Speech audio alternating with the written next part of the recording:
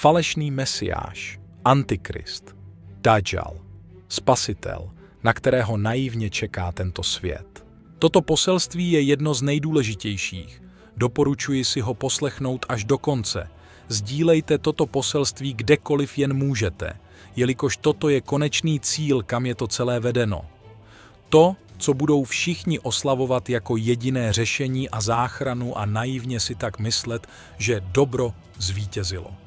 Falešný mesiáš je konečný cíl nového světového řádu, korunka nového systému. Vůdce, na kterého se sionisté nemohou dočkat a kterého světu představí jako zachránce a spasitele a lidé jim ještě poděkují. Je to korunka protokolů sionských mudrců, hlavní guru všech vůdců, co se kdy objevili. Vůdce, který nemá ve světové historii obdoby. Hitler, Stalin, César, Nero nebyli nikdo oproti diktatuře, kterou bude zastupovat židovský falešný mesiáš, antikrist. Dovedete si představit, kdyby nyní přišel někdo, kdo by zastavil všechen chaos na zemi, odsoudil všechny války, vyhlásil mír a bezpečnost celému světu, co by to pro lidi znamenalo? Když vám teď řeknu, že přesně to je ten důvod, proč se vše na zemi nyní ubírá do tak obrovského chaosu nevídaných rozměrů. Slyšíme zvěsti a zprávy o válkách, každý den se něco chaotického stane a lidé se sami diví, proč se toho tolik děje a přejí si, aby to skončilo a volají po spravedlnosti. A to je také hlavní důvod, proč se to všechno děje. V 2. Tesalonickým, v kapitole 2, verš 3. až 12. čteme: Žádným způsobem se nedejte od nikoho oklamat, protože nenastane, dokud nedojde ke vzpouře proti Bohu a neobjeví se člověk nepravosti, syn zatracení. Ten se postaví na odpor a povýší se nade všecko, co má jméno Boží, nebo čemu se vzdává božská podsta. Dokonce usedne v chrámu Božím a bude se vydávat za Boha. Nevzpomínáte si, že jsem vám to říkal, ještě když jsem byl u vás? Víte přece, co zatím brání tomu, aby se ukázal dříve, než přijde jeho čas. Ta nepravost již působí, ale jen skrytě, dokud nebude odstraněn z cesty ten, kdo tomu brání. A pak se ukáže ten zlý, kterého Pán Ježíš zabije dechem svých úst a zničí svým slavným příchodem. Ten zlý přijde v moci satanově, bude konat kdejaký mocný čin, klamná znamení a zázraky a všemožnou nepravostí bude svádět ty, kdo jdou k záhubě, neboť nepřijali a nemilovali pravdu, která by je zachránila. Proto je Bůh vydává do moci klamu, aby uvěřili lži. Tak budou odsouzeni všichni, kdo neuvěřili pravdě, ale nalezli zalíbení v nepravosti. Opravdu musíte pochopit, že k tomuto plánu to celé již od začátku vede. Nic jiného mezi tím není. Je to plán, který je od počátku sionisty a rovněž Bohem dán, jelikož takto se ukáže, kdo skutečně věří pravému Bohu a kdo naopak nalézá zalíbení v nepravosti a lži a nepřijímá pravdu. Jde skutečně o duše každého z nás. Po příchodu Antikrista se ukáže, na jakou stranu kdo patří. Již teď to můžeme u mnoha lidí vidět. O tom je celý nový světový řád. Antikrist bude charismatický. Bude umět mluvit bez předem připraveného textu. Dokonce podle jedné teorie bude umět mluvit všemi jazyky. Také bude umět nazpaměť Bibli, verše, všechno bude citovat z paměti. Bude to Žid, ale také napůl Palestinec, aby mu uvěřili Arabové, a rovněž bude mít i ruskou rodovou linii. Ovšem jednoznačně to bude Žid z rodu Davida. Na těchto znacích si Židé dávají vždy záležet. Bude dělat různá klamná znamení a zázraky, jimiž bude svádět celý svět. Bude kopírovat Ježíše Krista a zázraky, které dělal. Satan se tak bude snažit kopírovat Boha. Bude určitě i pohledný, bude říkat přesně to, co chcete slyšet. Stejně tak bude hodně mluvit o přírodě, o tom, jak je důležité o ní pečovat a chránit. Tuto agendu již nyní používá Agenda 30 a není to náhoda, neboť i to je jeho znak neboli stopa, která již nyní působí a opět skrytě naznačuje jeho budoucí vládu. Bude to světový guru všech New Age sluníčkářů. Sjednotí všechna náboženství dohromady a tím vznikne náboženství New Age nového věku uctívání falešného mesiáše jako jediného boha. Rovněž ukončí všechny války, vyhlásí celosvětový mír, sjednotí všechny národy a lidé ho za to budou oslavovat, milovat. Bude za lidi bojovat a proto ho budou mít za hrdinu. Kdo se však pokusí tento mír narušit, bude brán falešným mesiášem a všemi lidmi jako nepřítel systému, narušitel míru, terorista a tím pádem bude nežádoucí pro nový světový řád. Netflix v roce 2020 odvysílal první sérii seriálu Messiah, v překladu Mesiáš. Seriál určitě doporučuji shlédnout. Je tam opravdu vystižena podstata toho, co bude dělat a jaký bude. Zázraky, oživování lidí, dokonce tam chodí po vodě. Zkrátka kopíruje Ježíše Krista, aby mu lidé uvěřili. Všimněte si, dle přiloženého videa vypadá podobně jako Ježíš. Není opět náhoda, že tento satanistický seriál odvysílali. Samozřejmě ho lidé v seriálu následují a věří mu každé jeho slovo kromě vlády. Přesně tak to bude v realitě. Vlády bude Antikrist odsuzovat a trestat a tímto tahem lehce svede obyčejné lidi. Nikdo z lidí si nedovede představit, jak velký podvod se chystá. Čím větší chaos je nyní, tím více budou lidé falešného mesiáše vítat. Tento chaos, včetně organizovaných válek, nepokojů ve společnosti, neschopností vlád po celém světě, je účelový, aby mohl být falešný mesiáš představen jako zachránce. To znamená, že všechny světové události, včetně všech konfliktů a válek, jsou plánovány a řízeny těmi, kteří vytváří enormní chaos, aby vzbudili dojem potřeby falešné záchrany, kterou sionistické elity připravují. Král Izraele, Maschiach ben David, tak mu říkají Židé, kteří očekávají a modlí se za jeho příchod, jelikož neuznali jako pravého mesiáše Ježíše Krista. Proto očekávají příchod falešného mesiáše, který bude pomazán a bude vládnout ze třetího chrámu, jehož výstavba se již plánuje. V dnešní době již funguje organizace Chrámový institut, která vznikla na podporu výstavby třetího chrámu. Dajjal, tak mu říkají muslimové, kteří vědí o příchodu Antikrista. Stejně jako my říkáme Antikrist, muslimové mu říkají Dajjal, nepřítel Boha, nepřítel lidí. Ten, který vyhlásí falešný mír a prohlásí se za Boha, kterého bude muset celý svět uctívat. A to je hlavní důvod, proč probíhají neustálé boje mezi Židy a Araby, jelikož muslimové vědí, že Židé chtějí světu představit Dajjala Antikrista a proto rovněž brání Chrámovou horu, na níž stál druhý Šalamounův chrám a kde má být postaven třetí Šalamounův chrám, ve kterém usedne Dajjal Antikrist.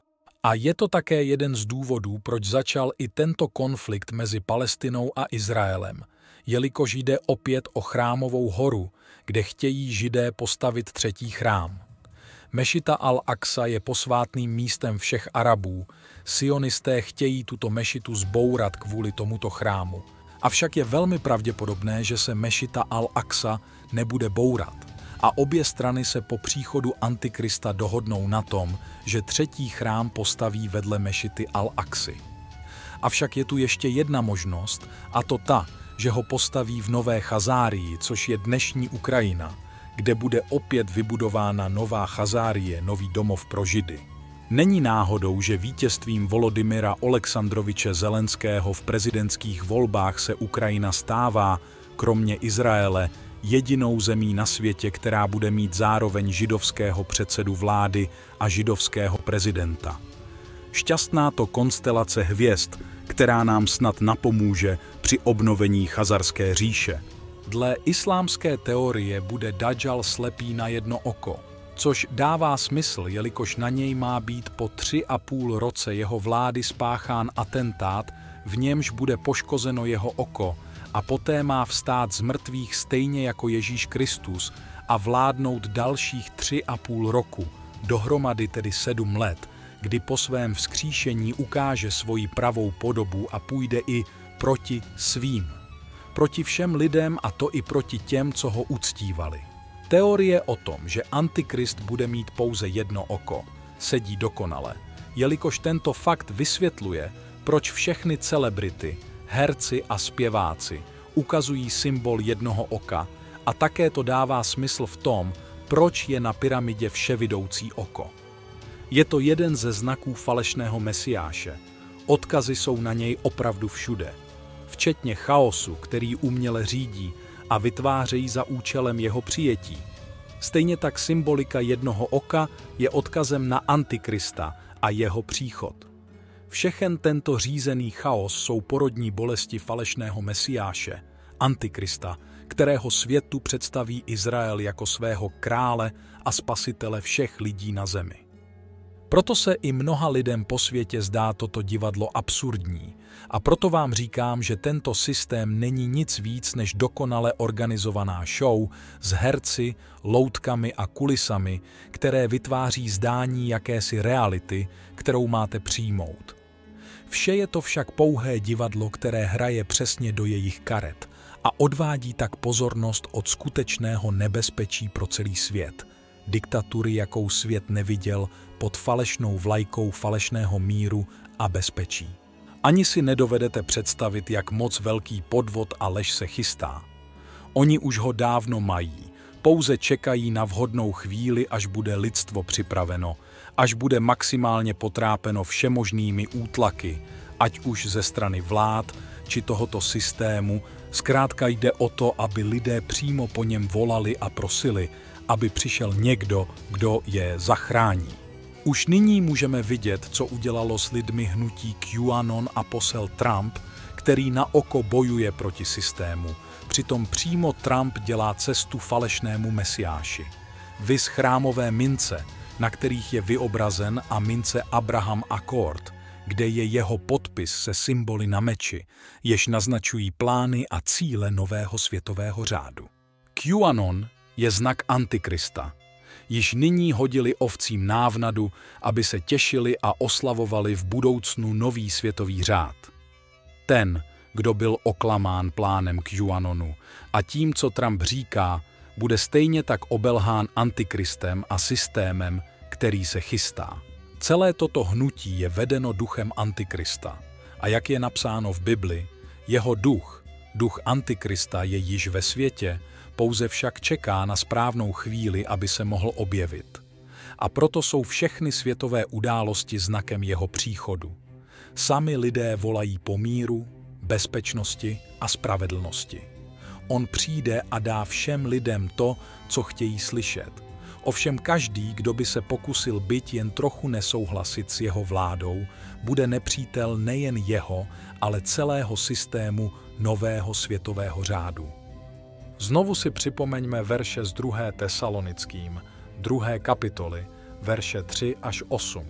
Žádným způsobem se nedejte od nikoho oklamat, protože nenastane, dokud nedojde ke vzpouře proti Bohu a neobjeví se člověk nepravosti, syn zatracení. Ten se postaví na odpor a povýší se nade všecko, co má jméno Boží nebo čemu se vzdává božská pocta. Dokonce usedne v chrámu Božím a bude se vydávat za Boha. Nevzpomínáte si, že jsem vám to říkal, ještě když jsem byl u vás? Víte přece, co zatím brání tomu, aby se ukázal dříve, než přijde jeho čas.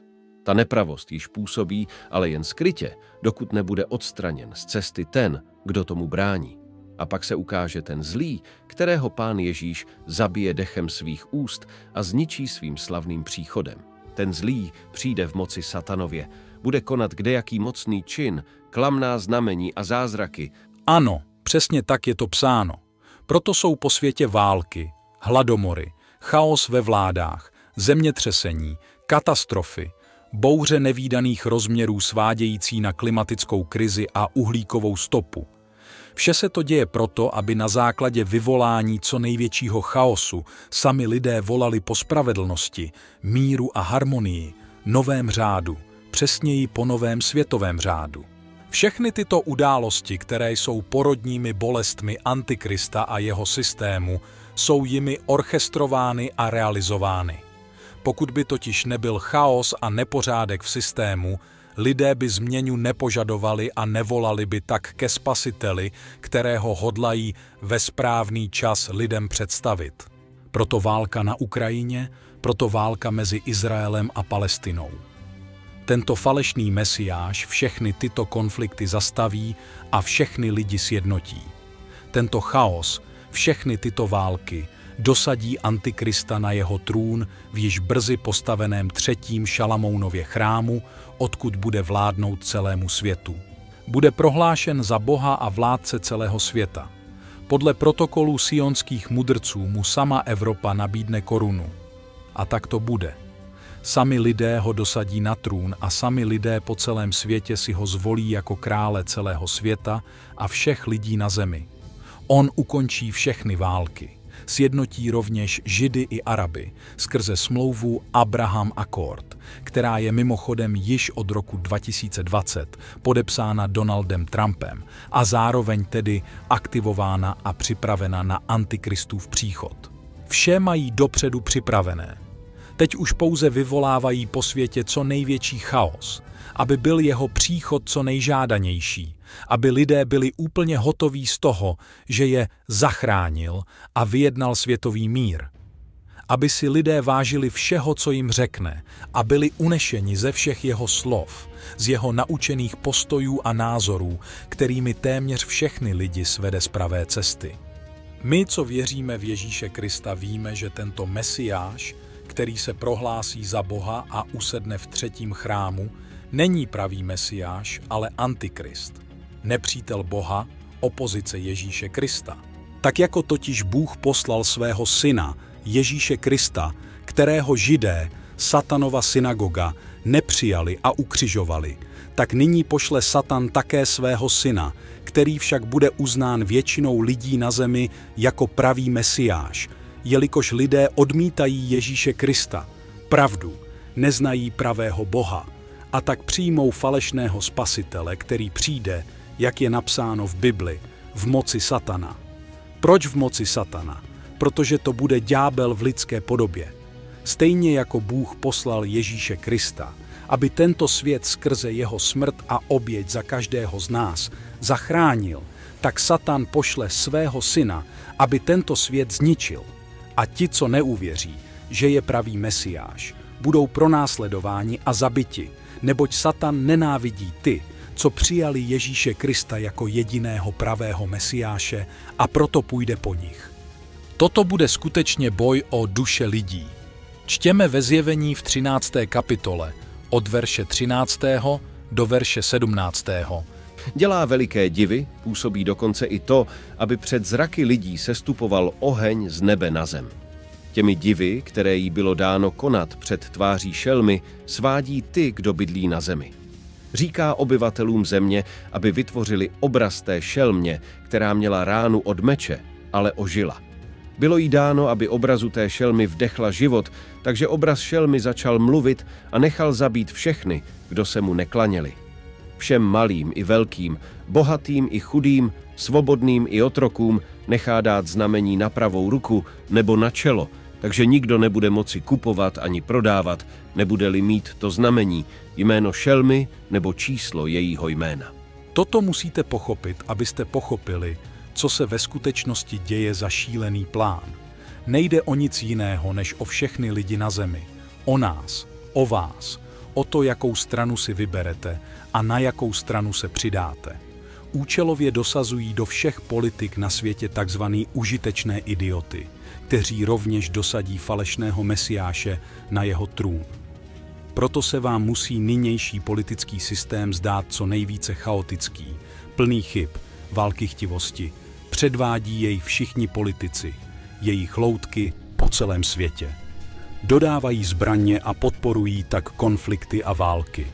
Vše je však účelové, aby falešný Mesiáš poté vyhlásil celosvětový mír, který nebude moci kdokoliv narušit.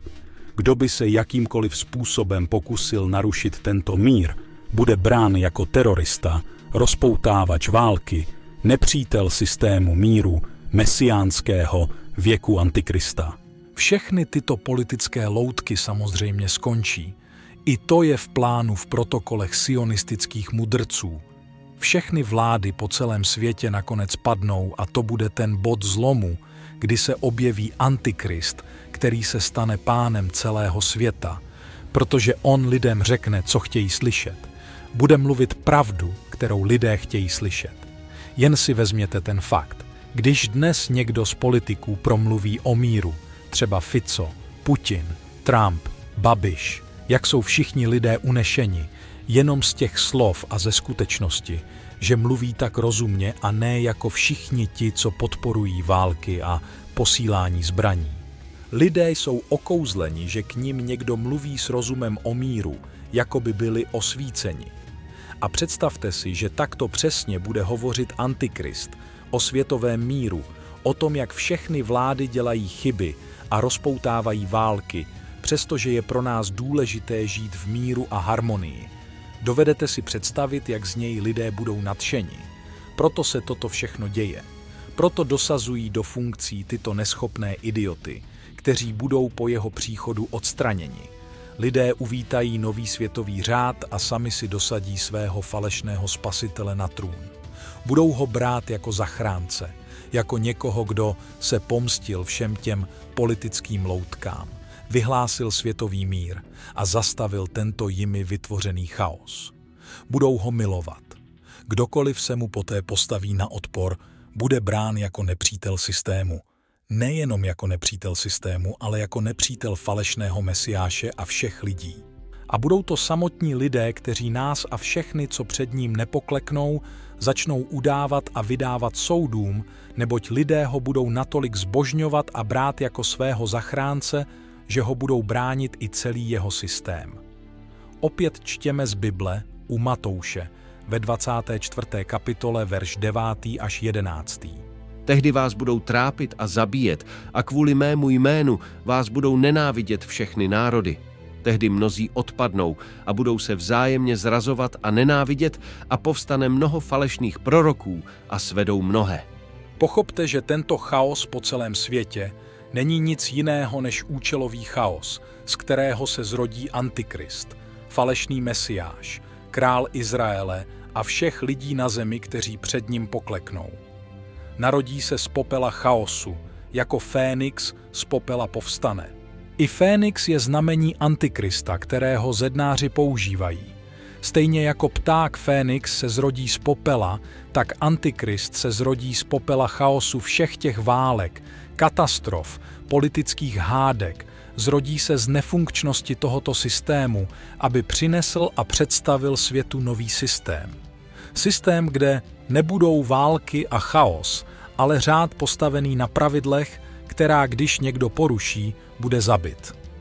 A to doslova. Bude to systém falešné rovnosti, falešného míru a falešného bezpečí, kde budou lidé pod neustálou kontrolou a jediným vůdcem, který tomu bude vládnout. Jeho neuznání coby Boha se bude trestat smrti. Vytvářejí tedy co největší zdání chaotického systému, který bourají a připravují vše na příchod Antikrista a nový světový řád. Zednáři a sionisté používají toto heslo Ordo ab chao, pořádek z chaosu. Tímto heslem se sionisté řídí a nyní aplikují na celý svět. Co největší chaos, který dosadí falešného mesiáše na jeho trůn, který zavede pořádek, ale toto ještě stále není nový světový řád, ale pouze porodní bolesti, které do něj vedou. Nyní se stále ještě bourá starý systém, dokud nebude nový řád plně zaveden. Tohle jsou poslední kousky starého systému, který vidíme nyní. Vše chtějí transformovat do digitální éry a ta bude hlavní součástí Antikristovy, mesiánské éry. On totiž bude vládnout umělé inteligenci a tím pádem celému světu. Jistě si vzpomínáte na výrok Klause Schwaba. Kdo ovládne umělou inteligenci, stane se pánem světa. A o to přesně jde. Proto vše nyní chystají na jeho příchod. Jakmile přijde Antikrist, on už nebude muset nic dělat. Přijde do hotového, pouze se posadí na trůn a bude vládnout. Jako soudce bude soudit lidi. To řekli rabíni ze Sanhedrinu, který bude znovu po příchodu falešného mesiáše aktivován. Pro informaci, Sanhedrin byl nejvyšší soudní tribunál na světě skládající se ze 71 mužů, který rovněž odsoudil a ukřižoval Ježíše Krista. Jeho členové jsou již vybráni, jsou to nejvyšší rabíni v Izraeli, kteří se rovněž podílí na stavbě a plánech 3. Šalamounova chrámu, odkud bude vládnout falešný mesiáš celému světu. Přípravy opravdu probíhají, jen lidé o tom nevědí a nezajímají se o to, co se děje ve skutečnosti za události, jež se odvíjejí v pozadí. Všechny ty médií propagované události, které se konají po světě, mají za úkol zakrýt přípravy na celosvětovou událost příchodu falešného mesiáše a jeho mesiánské éry. Ale kdo chce, hledá a zajímá se, co se ve skutečnosti děje. Na stránkách Chabadu Lubavitch, to je mesiánská sionistická a hlavní sekta podílející se na příchodu falešného mesiáše, je mnoho informací o mesiánské éře. Oni se ničím netají. Vše je veřejné. Dokonce za covidu padla prohlášení z řad židovských rabínů, že jediným lékem na covid je mesiáš. I covid byl řízený psychokabalistický celosvětový rituál, který měl za úkol změnit kompletní mysl lidí a připravit ji tak na příchod Antikrista. Od roku 2020 začal chaos a s ním covid, koruna Antikrista, která byla hlavní a přelomovou událostí v nové éře. A chaos se bude neustále stupňovat, aby byl co nejvíce jeho příchod žádanější. A lidé doslova volali a žadonili o záchranu, kterou jim sionisté dají v podobě, jakou nezažili.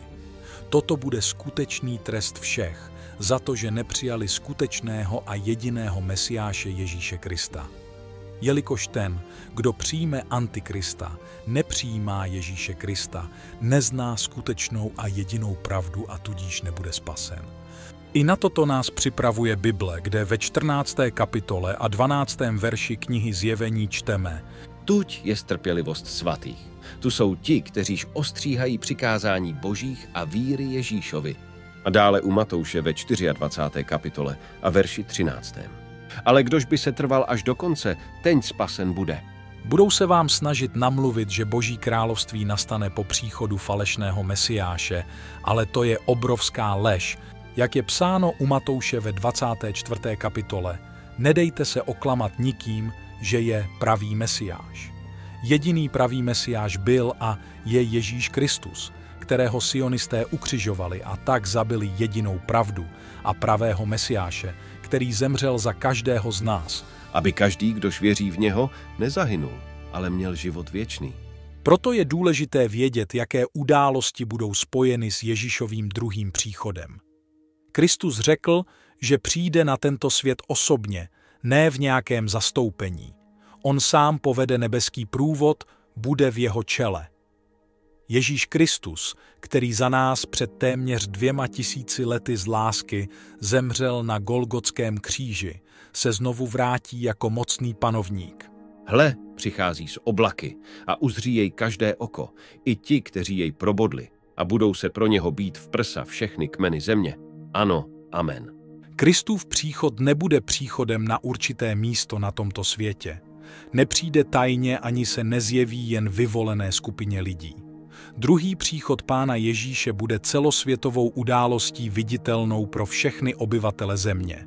Bude to kosmická událost, pravá invaze z vesmíru, kdy sice nepřiletí žádní ufoni ani naši zemi, nenavštíví Marťané, ale přijde Ježíš Kristus. Kdyby vám tehdy někdo řekl, hle, Mesiáš je tu, anebo tady je, nevěřte. Povstanou totiž falešní mesiášové a falešní proroci a budou dělat veliké divy a zázraky, takže by svedli, kdyby to bylo možné, i vyvolené. Hle, řekl jsem vám to předem. Řeknou-li vám, pohleďte, je na poušti, nevycházejte. A nebo, hle, je na tajném místě, nevěřte. Příchod Syna člověka nastane jako blesk, rozzáří oblohu od východu až na západ. Ježíšův druhý příchod bude nejslavnější událostí. Přijde ve své slávě a ve slávě Otcově. To znamená, že nejkrásnější a nejslavnostnější oslavy králů nebo triumfální vjezdy, přehlídky a průvody císařů, panovníků nebo prezidentů jsou v porovnání s Ježíšovým příchodem jen matným odleskem. Až přijde Syn člověka ve své slávě a všichni andělé s ním, posadí se na trůnu své slávy.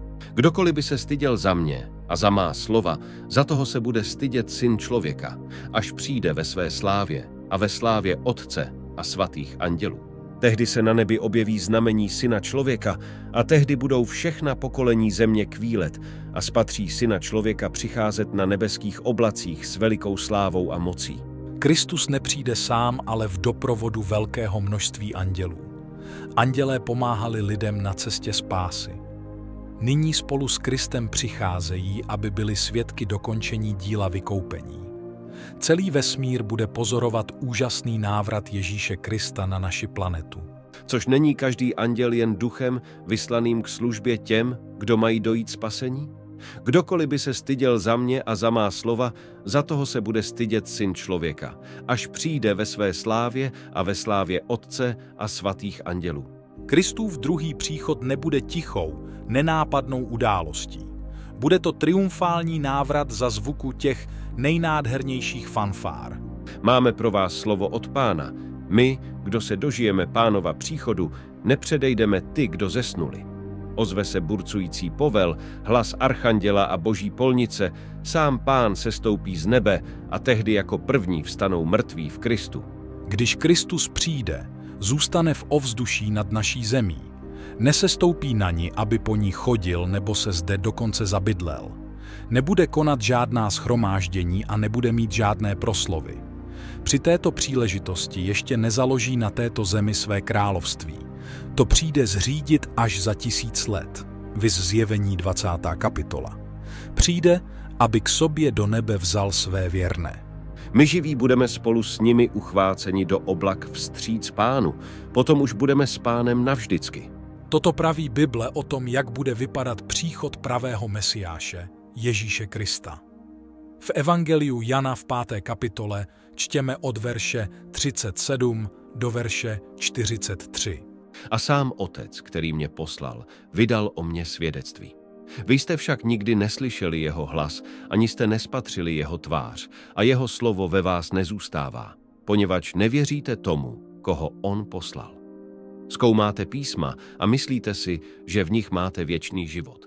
A písma svědčí o mně. Ale vy nechcete přijít ke mně, abyste měli život. Nečekám slávu od lidí, ale o vás jsem se přesvědčil, že v sobě nemáte lásku k Bohu. Přišel jsem ve jménu svého Otce a nepřijímáte mne. Kdyby přišel někdo ve svém vlastním jménu, toho přijmete. A za tato slova Ježíše tak moc nenáviděli, že ho zabili. A Satan jej nenávidí v první řadě. A proto lidé a Židé přijmou falešného Mesiáše, jak jim řekl sám Ježíš. A proto Satan pošle svého syna, který bude znakem zániku celého světa, a všechny duše, které nepřijmou pravdu, ale přijmou zlo za své, namísto pravdy, která by je zachránila, ti všichni zahynou. Jakou stranu si vyberete vy? Bude to na každém z vás.